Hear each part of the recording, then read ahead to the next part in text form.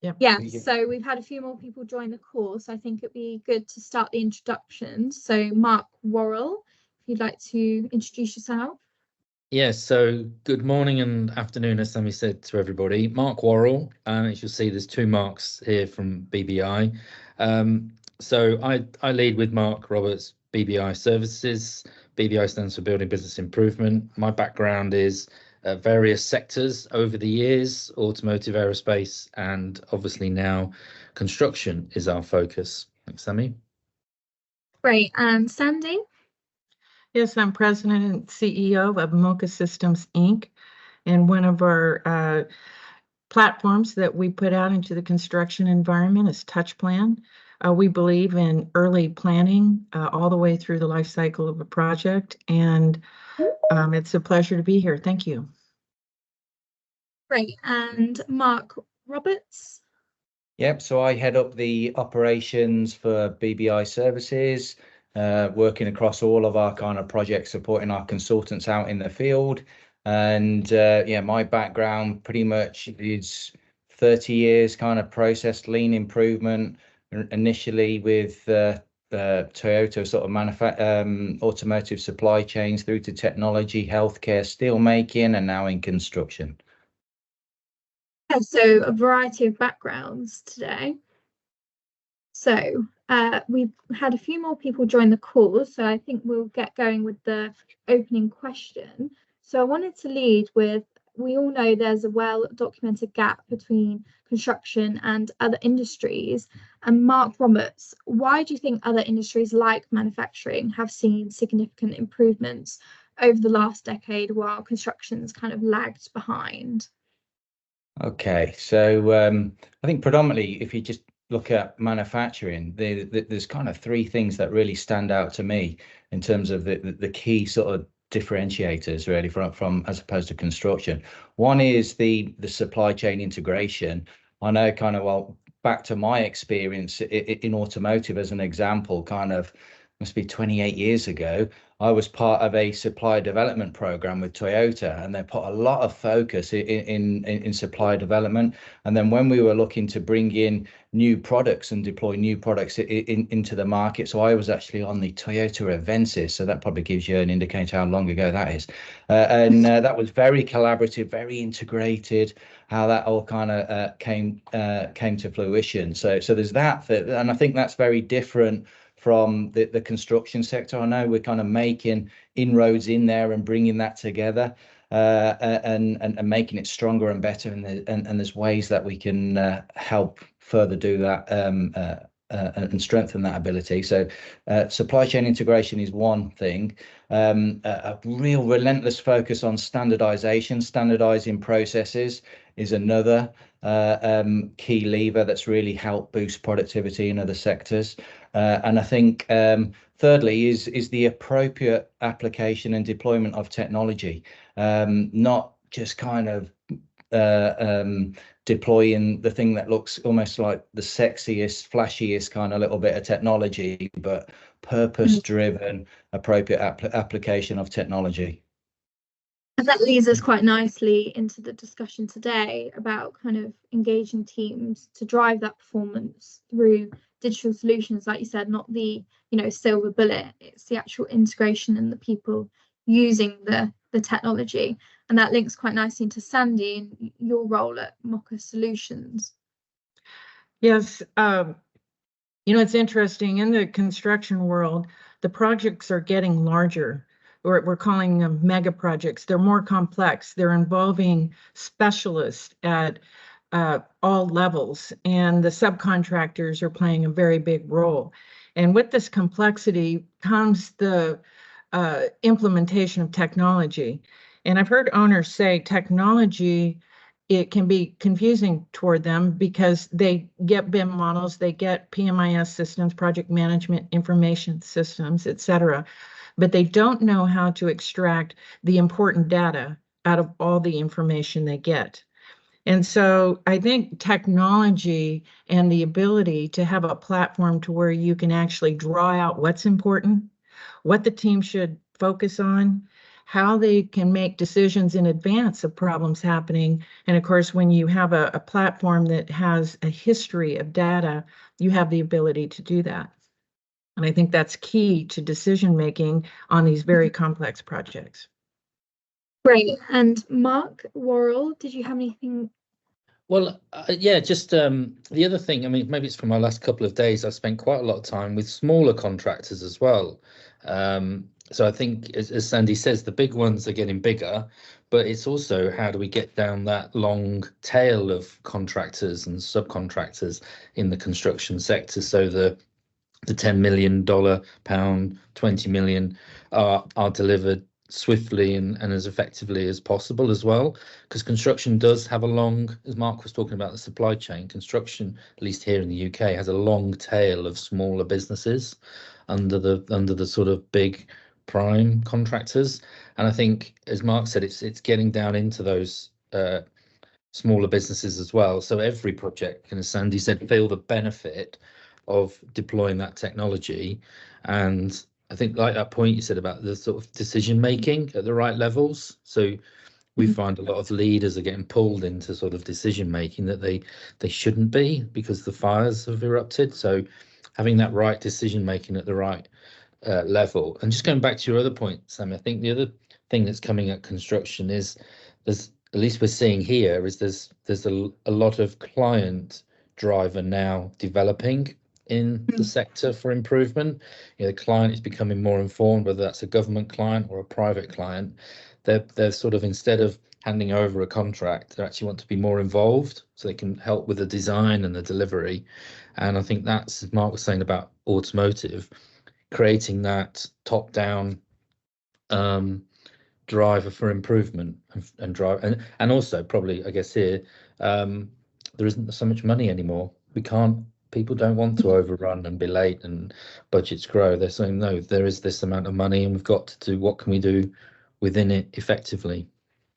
Mark, you make a good point. One of the fastest growing segments in construction planning is the subcontractor, and they're using it even in a different way. Yes, the last planner type of environment, but also to get their crews effectively through a job and on to the next job, so that they can effectively manage their workforce. So that's been one of the biggest growth areas. Yeah. Great, thanks. Sorry, Mark. No, I was just going to say that's an important point. Mark's raised the point about standards, and I think in construction we don't have so many standards, if you like, and it creates the variability, which can mean things are late. But as you said, Sandy, then people don't know when they can move people. But if it was really clear, I'm working for 3 weeks on this, then I know for certain they can move on to the next thing. It helps the utilization of the people.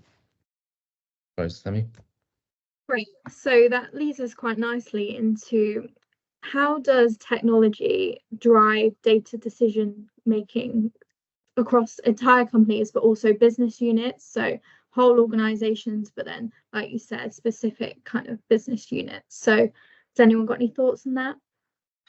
Sure. I think what's extremely important as we've gone down this path with TouchPlan is the ability of the C-suite and the regional managers to ensure that they have, everybody within the entire company has the resources, because this is a change in how you do business. This collaborative planning is not where it's top-down driven. It's the entire group working together. I always call it find the dinosaur on site. For example, on day 2, how do you recover? How do you quickly make those decisions and work as a team to keep that end date in line? And it takes C-suite dedication. It takes the regional managers the ability to drive action in this manner, to say this is best for the company. And we do have proof that it makes every single participant in the process more successful when you approach it this way. It doesn't allow everybody to get into their corners with their risk management registers, protecting their own interest. It's for the benefit of the team. I'm sure Mark Roberts has some thoughts on this as well. I just realised I was on mute. Apologies, people that are kind of listening to this. I have got two balmy Springer Spaniels in the background, so if you hear some rustling around, it's probably those guys.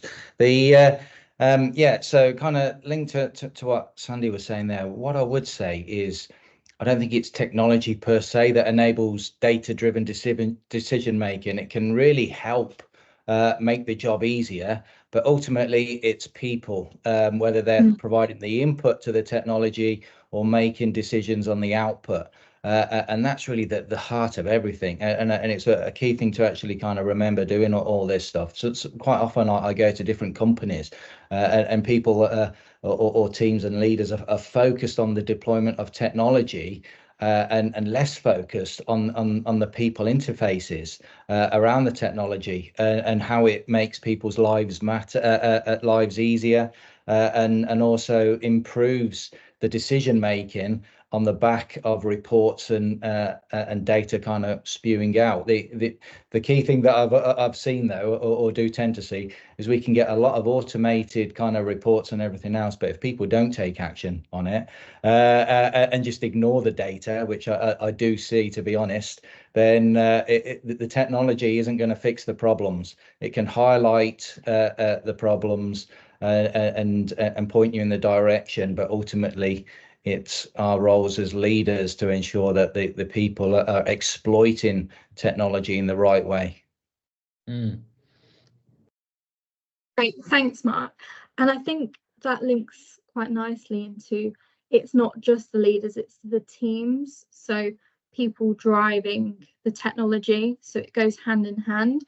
So how would you say that leaders can deploy the appropriate technology in the right way to drive the right action at the right level? So that kind of decision making at the right level.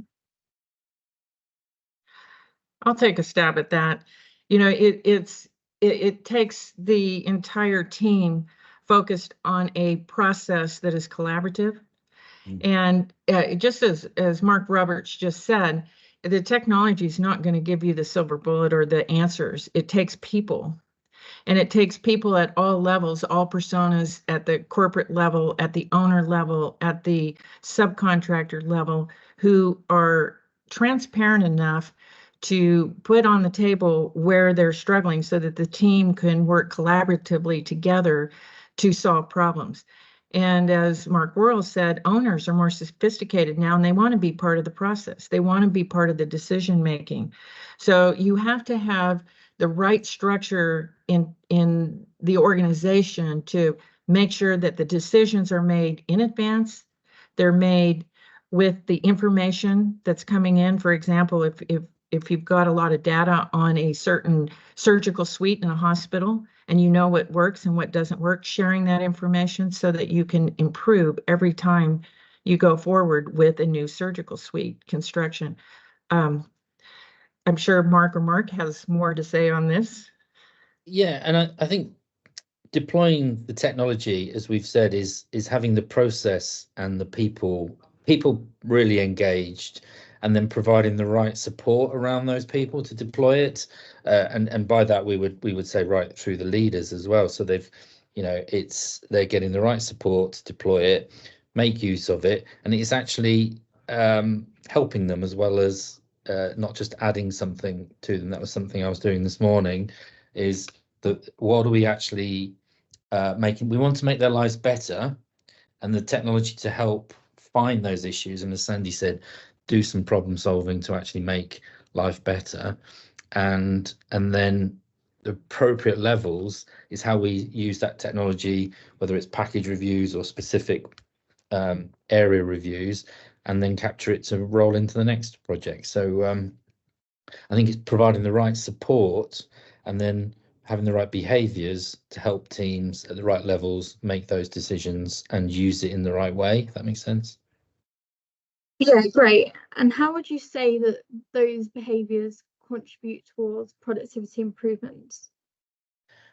Well, that's a good question. That the behaviors that we see, and those are the same behaviors at all levels. So we're working with supervisors all the way through to C-suites. Asking the questions such as, you know, what was your PPC last week? What are your top 3 issues? And asking teams what do they need to help fix things, and encouraging them to use problem solving tools and techniques or analysis, you know, fosters for them their ownership of the problems and giving them, as we would say, the tool set or the skill set to go and fix them. And then if they then can't fix them, escalate it swiftly so action can be taken. So it's, I think what we see is leaders getting drawn down into problems instead of creating an environment for the people to fix things. And once they start fixing a few things, they build the confidence and they can go and fix some more things. I see, Mark, you were about to jump in as well. I was just going to mention it. So in terms of how we can help, or how teams, companies, organizations can deploy technology in perhaps a more effective way. The first thing I would do is if they've got a digital strategy, I'd bin it. You have one strategy, and digital solutions should be seen as an enabler to help deliver that strategy. So the more that the organizations, and I see it a lot, they'll have a lean strategy, a digital strategy, a people strategy. That's kind of almost nonsense in my mind. They've one strategy where and pull in the appropriate things, initiatives, techniques, solutions, directions that enable them to deliver against that strategy. And that one, everyone, it keeps things simple.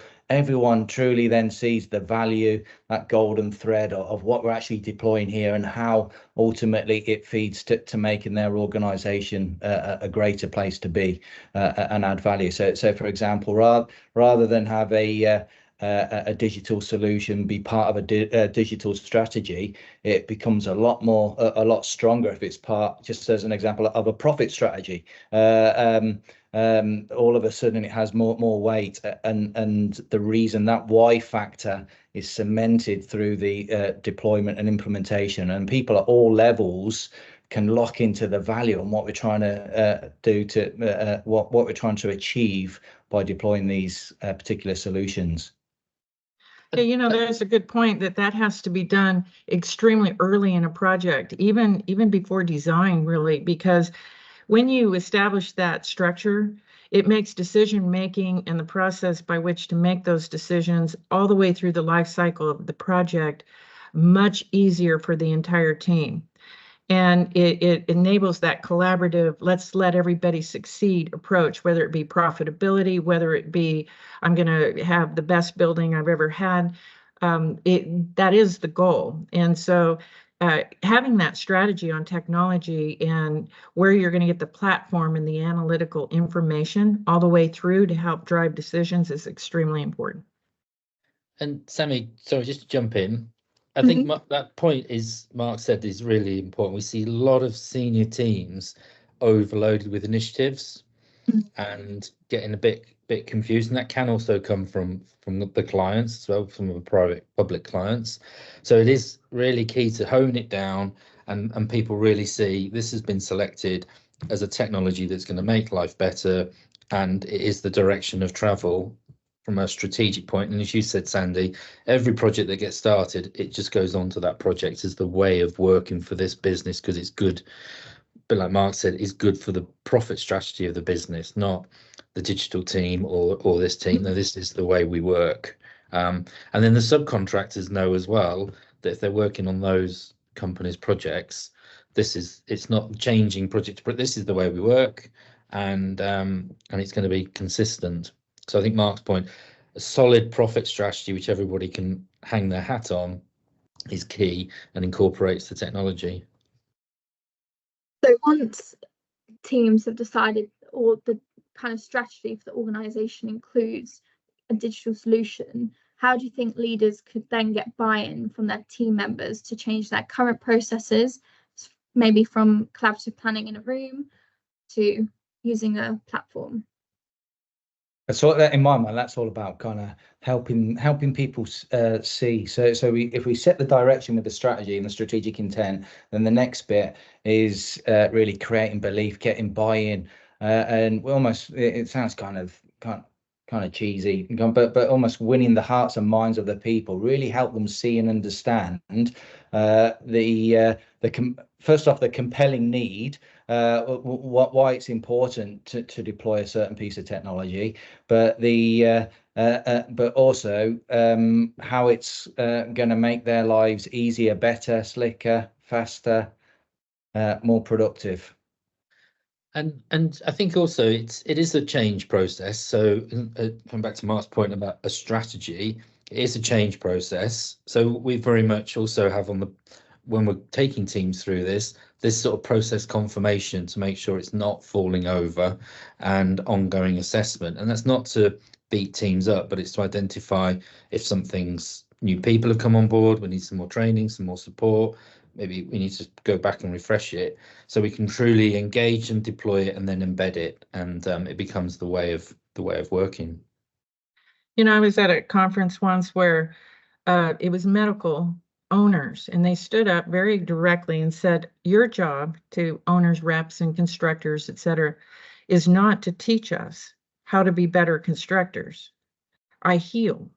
Your job is to help me heal and give us the best ability to do that by delivering a building on time and on budget, because if it's overrun, I can't heal better, because that's going to cost me MRI machines, for example. And so getting that owner engaged and believing in this is a transformation of how everybody's working, to focus in on what are you building the building for? What are we trying to do here? And it's the hardest thing, in my opinion, that we do in this digital transformation. People are resistant to change. They certainly do not want technology to drive the way they operate a construction project from beginning to end.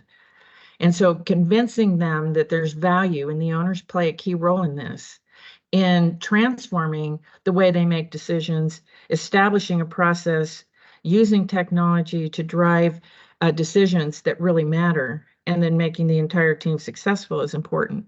I suggest, Sammy, that this is where the rubber meets the road, and it's very difficult to get an entire company to buy into something like this.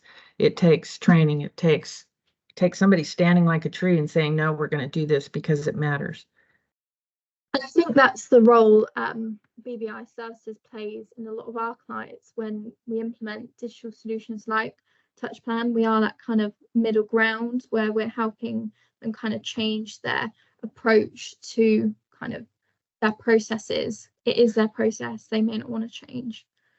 And Sammy, I've just seen one of the questions was using this in earlier phases, and I think that is important as well, as Sandy was saying, is to, you know, we sort of possibly talk about the construction phase, but the design management, you know, everything really, even as you were just saying, Sandy, about bidding teams and clients developing what they see as value. We can put that all into, well, when do we need it done, and what do we need to do to get those things done? So we would deploy technology like Touchplan itself all the way through a phase, all the way through. If it was in a team in bidding, pre-construction, design, procurement, all the way through, and it makes it then, as you're saying, the way to work. You know, any contractors coming on board, they slot in, rather than, well, suddenly we've hit this stage, we better put something into place. Yeah, we believe sometimes recovery starts by owners' decisions very early on, even before an architect gets there. And so the earlier, the better, to not only understand what they care about, but to be able to facilitate knowledge management throughout the approach. For example, the right decisions at the right time in advance, rather than going in constant recovery mode and saying, hey, the last time we did this occurred, let's all get together. And the owner's very involved in that. And that happens in pre-design, even in planning and programming, and design, and construction, and procurement, etc. It's very important. We had a couple of comments in the chat. So from Richard, how important is knowledge management to the approach, having the right information available at the right time to ease problems? What would you? Yeah, so I can give that answer that as a first base. So that is critically important. So knowledge management kind of at all levels. So we ideally we want to invigorate the right action at the right level, and this kind of linked to that, there's the systems and solutions like Touchplan that can kind of help get that at the appropriate level of information down to the lowest possible level where people can be accountable and responsible to actually take action. But there's another piece to effective knowledge management, and that's having the right kind of mindset and behaviors in place. So, for example, when we're starting to expose potential problems or problems that are actually are already there and but potentially hidden, and we want to kind of expose them and bring them to the surface, then that needs a kind of cultural response that's adequate and supportive. And a quick example of that, so we take people in and out of a Toyota engine plant that's not too far from me, and the one of the little snippets from a group leader on the line, when he had a big problem and he messed up, he caused a lot of damage on the line. Well, he highlighted it straight away, and his manager, the first thing that his manager said to him was, thank you for highlighting the problem. And if you think sometimes in our environments in construction, if someone's made a critical error, sometimes it's not thank you that they get greeted with. So we need to get around that. I call it kind of where there's blame, there's a claim kind of culture, and get through that first off, so that people can feel comfortable surfacing problems genuinely as opportunity. And once we help that and start knock some of those opportunities over, people are more likely to kind of surface these things in a more timely way, and we can start to be again more sort of proactive rather than reactive. The other thing I would say, just quickly on that knowledge management kind of question, that as well as kind of knowledge management in terms of driving the day-to-day and the week-to-week, there's almost the knowledge management of lessons learned. So how are we truly kind of transferring knowledge from one project to the next, and all the kind of key things that have worked well? Typically we jump on lots of projects for more often the same customers, and that it's reinventing the wheel every single time, even the way that they manage the job and plan the job, let alone kind of work the job. Yeah, that leads into platforms and technology solutions like planning, like Touchplan. I'll just say the word Touchplan, where you have a platform that a company can maintain a database throughout a specific or specific type of construction, and you can learn from that. And the data can be assessed and analyzed on what worked and what does not work. For example, I had a client once tell me, if you could tell me what is more efficient just in 1 square foot of the data center yard, that would save me millions on the back end. Just 1 square foot. Make that more efficient, because the delays cost them so much money, and it could make them more competitive. There's many platform solutions out there, integrating the right solutions from a PMIS to BIM to a construction planning platform like Touchplan, and enabling the collection of only the right data. Now, what is the right data, right? That is the question, right? What data can actually enable good decisions to be made by the team, as Mark Roberts said, while they're happening, or even in advance of their happening. Mark, I know you're ready to go with some of your own thoughts on this, so well, go ahead. I think that's a good point about the data. It comes back to a previous question, and we can then have, Mark said, you can then go to the next project, say, okay, well, what were the biggest constraints on the last one? What affected it? Or have robust analysis of certain packages, so you can talk to certain subcontractors and say we have the real facts around performance.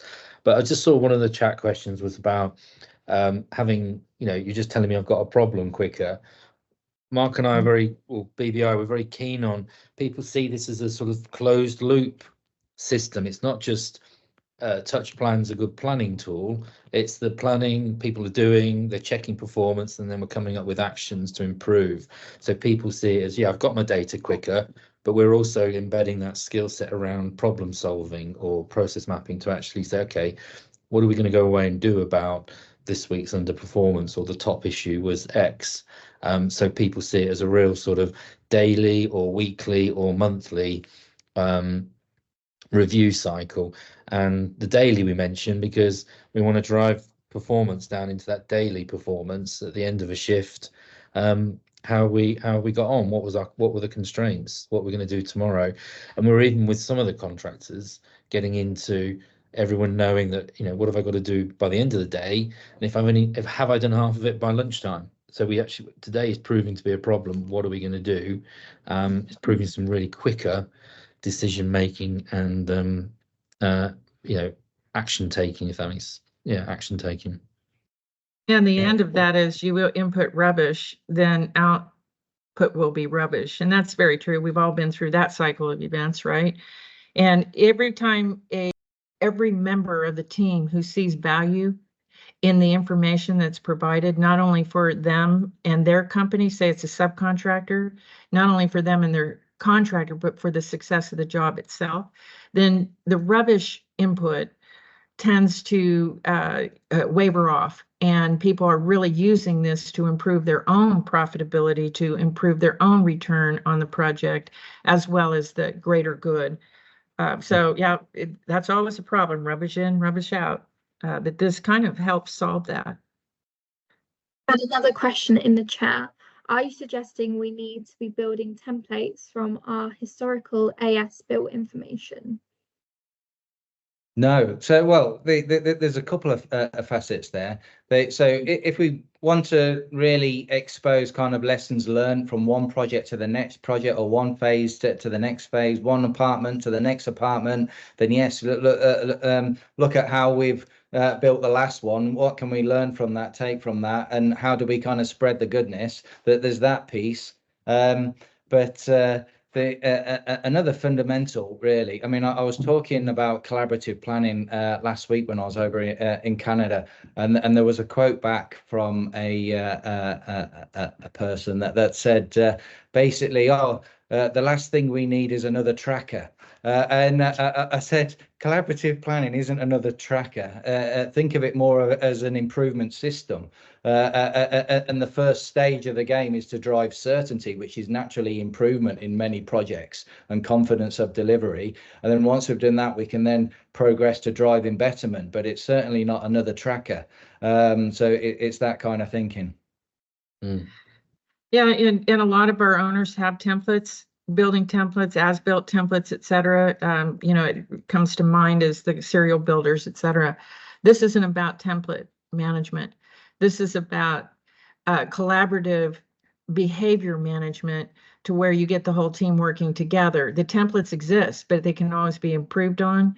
This is about how do you create a framework and have a database or a platform by which it can inform and very good analytics, so the team can make better decisions.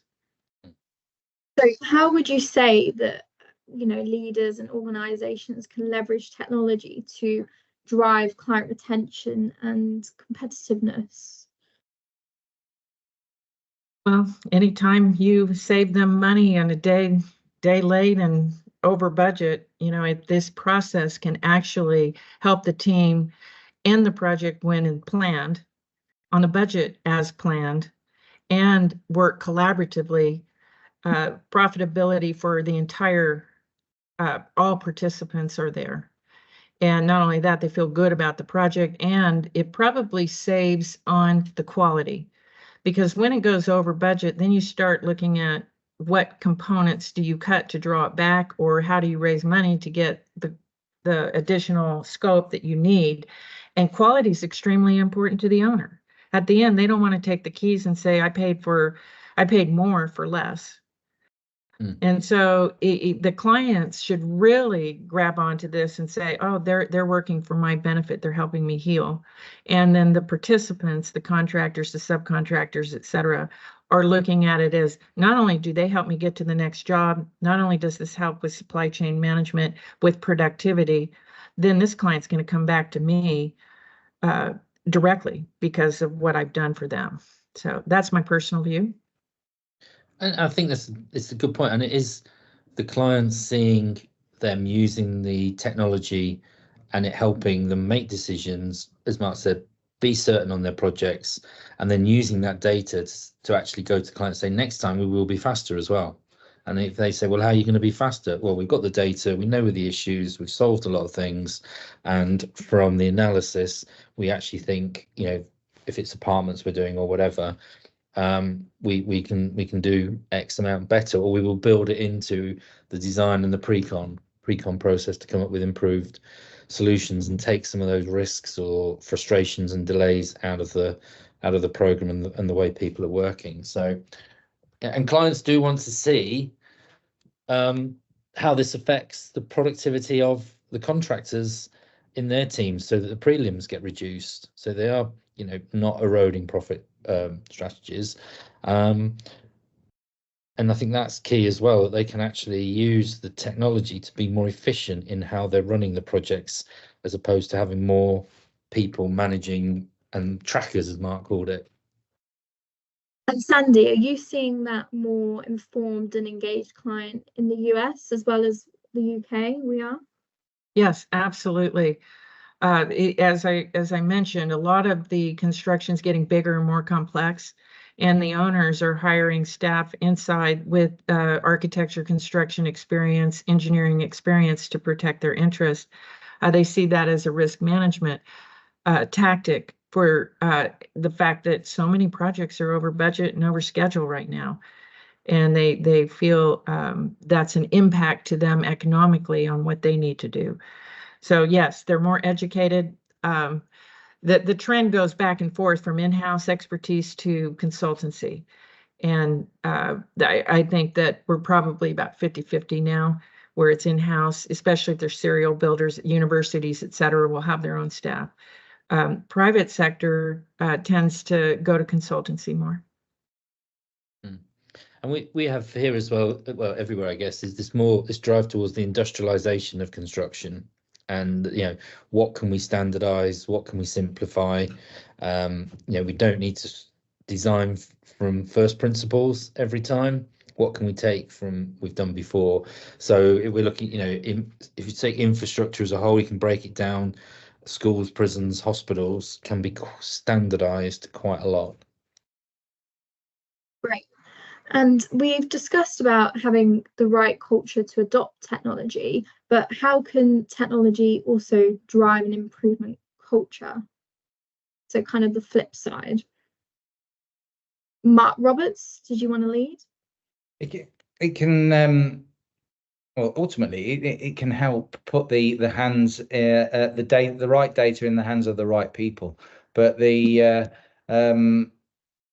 technology itself, though, just won't change culture.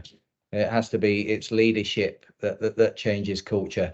I used to be a senior manager on a steel plant, and I always tell the story. I had that there was kind of 4 steel lines and 5 shifts, and each shift would be working a similar line with the same technology, but the culture could be very different from one shift to the next, and that shift influenced by one shift manager. And if the shift manager isn't the right DNA to promote the right culture, then you've got a problem. So culture is always driven by leadership, not technology. Technology can really help promote and support it, but it's not driven by it. It doesn't drive culture. Yeah, I remember an event where I was on a big project, and we were having primary electrical service problems, and everybody came to the table, and it was like the entire group woke up that morning to ruin the other person's day. That's how people were behaving. And this collaborative planning eliminates that. And I just tell them, nobody here woke up this morning to ruin your day. So, let's develop a culture where we just make that as a classic assumption that we're all here to work through this together. But the collaborative planning and advanced planning gives people enough time to look at what the real solutions are and understand that this is a group trying to resolve it, not not risk management and taking your own view. And Mark Roberts, you're exactly right. This is top-down driven. You have to have this culture top-down driven. I'm sorry, Mark Worrell, go ahead. No. Well, I'll just Sammy, we probably didn't explain why the three of us have got sports backgrounds behind what we as our backgrounds, because we take a very we use sport analogies, whether it's motor racing, cycling in terms of marginal gains, or rowing, to get that thinking about performance, continuous improvement. But what we're also thinking about is the leaders drive, how they facilitate those teams on the pitch. And once the team's on the pitch, yes, they can substitute and make instructions, but it's down to the team to perform. So that's why we use all these sort of sport analogies. So that isn't the BBI team behind Sammy on a day out. That's just an image we use. The other thing that I would say, we mentioned a little bit about the informed client. So when it comes down to collaborative planning and collaboration, the informed client needs to be part of that collaboration and totally kind of supportive, and because the client as well can have a big influence in the culture of a project team. So yeah, having a properly informed client, a collaborative client that's actually part of the team, supporting the team to succeed, is really key as well. Great. And we've got one final kind of closing question, and I'd like to go around all of you. What advice do you have for senior leaders in the construction industry who are looking to optimize the business benefits of construction technology? Sandy, would you like to go first? Sure. I think that first of all, it takes commitment from the entire organization, which means the culture needs to be set, as we just spoke about, top driven down. The value needs to be expressed. Why is the company doing this? Is there a value not only to their clients and their owners, but to the superintendents on site? The value of this process needs to be clearly understood by everyone, and that it is a win-win for everybody that's involved. And sometimes that value statement can be elusive. And so taking the time to understand what you're trying to achieve with the technology, to make sure that the entire organization is behind the decisions that are made. And then finally, I think that we do need to be looking forward. What is the future of the construction industry? We do now have a lot of data from BIM models. We do have a lot of data from PMIS systems and from planning platforms like Touchplan. But what are we going to do about it? And so I think advice is to be looking at what does that future look like, and how can I make investments in my corporation to drive the best process forward. And it would be on the predictive side is my assumption. You have to stand like a tree. People will push back on any type of corporate level technology behavior transformation. It'll be hard, and be prepared for that. So that's my main advice. Mark Worrell, you want to go next? Well, no, I think you got a lot in there, and but engage the teams. I like the way you put the win-win, and having it in the terms and the language of the people. Even if it's saying to the supervisors over here, superintendents, you have, this will stop the post-its falling off the wall, and you coming in the next day and not knowing, what the plan was, and having to pick post-its up off the floor. Oh, that's great, that always happens to me. So it's getting the benefits at the right level for the right people, and I suppose it is then, well, not just suppose, it is relentless leadership. This is the way we're going to go, this is what we're going to do, and everyone being supported to get on board. Yeah, I'd just kind of say, first off, challenge everything, challenge absolutely everything, and mirrored by the what's the consequence of doing nothing, and then when that kind of points you to change that's genuinely for the better, then as a leader, there's three choices, and this goes back to the point Sandy was making earlier about commitment. It's either we need to either make it happen, let it happen, or stop it from happening. And we can only be in one box. We've got to be in that make it happen box, fully committed, both feet jumped in. If we just step back and say, oh, it seems like a good idea, I'll let it happen, I can guarantee it won't work. Great, thanks guys. We've had another question in the chat. Mark Roberts, you mentioned that it's not just about the data, it's about the people. Do you have any advice for how leaders can make data more actionable for their teams?